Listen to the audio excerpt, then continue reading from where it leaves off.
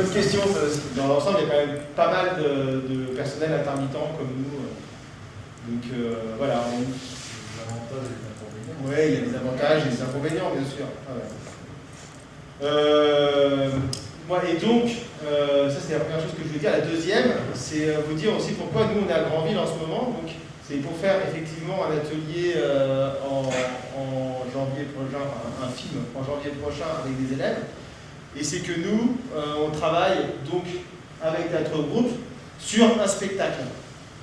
Et en fait, pour travailler sur un spectacle, pour produire un spectacle, nous, on travaille en collaboration avec des coproducteurs, des gens. Donc là, par exemple, cette semaine, on est à l'Archipel à Granville.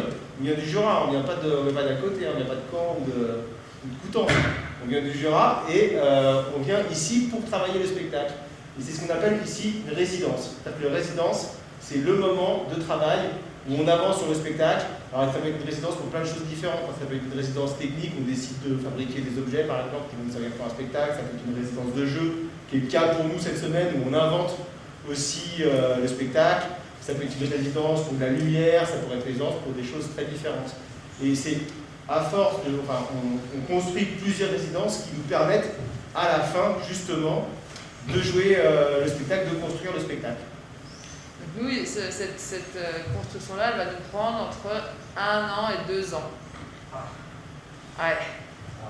Les spectacles, c'est sur des temps très longs, mais après, il se peut, ce spectacle, s'il est bon, si on le prépare vraiment bien, qu'on le tourne pendant plusieurs années. Quoi. Donc on va peut-être le jouer, notre but, au final, ce serait qu'il puisse tourner pendant 10 ans. On ne ferait pas que ça.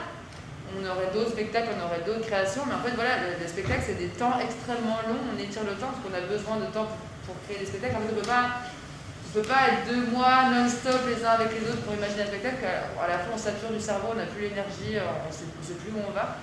Donc, c'est plein de petits temps comme ça, d'1 semaine, 2 semaines, qui s'étalent dans l'année, où on se retrouve, où on travaille et on fait avancer un projet.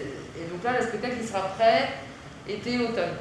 2021. C'est pour ça que quand on dit 1 an ou 2 ans, en fait, en temps de résidence, ça représente 7 semaines, 8 semaines au mieux, quoi. Donc finalement, ça fait 2 mois, 2 mois sur 2 ans. Après, on continue évidemment, ça travaille entre les moments, hein, c'est pas, on arrête tout d'un coup.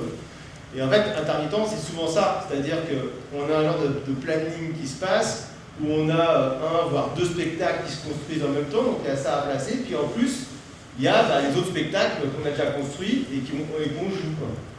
Et il y a toutes les parties ateliers, parce qu'en fait on donne des ateliers de jeu, des ateliers dans des lycées. Moi je travaillais à l'hôpital aussi cette année auprès des malades comme clown à l'hôpital. Donc en fait être comédien c'est faire tout un tas de métiers différents. Parce que souvent quand on pense aux comédiens on pense aux acteurs de cinéma. Mais il y a plein de gens qui ne sont pas du tout connus et qui travaillent toute l'année beaucoup. On aime vachement plus de pas connus. Oui.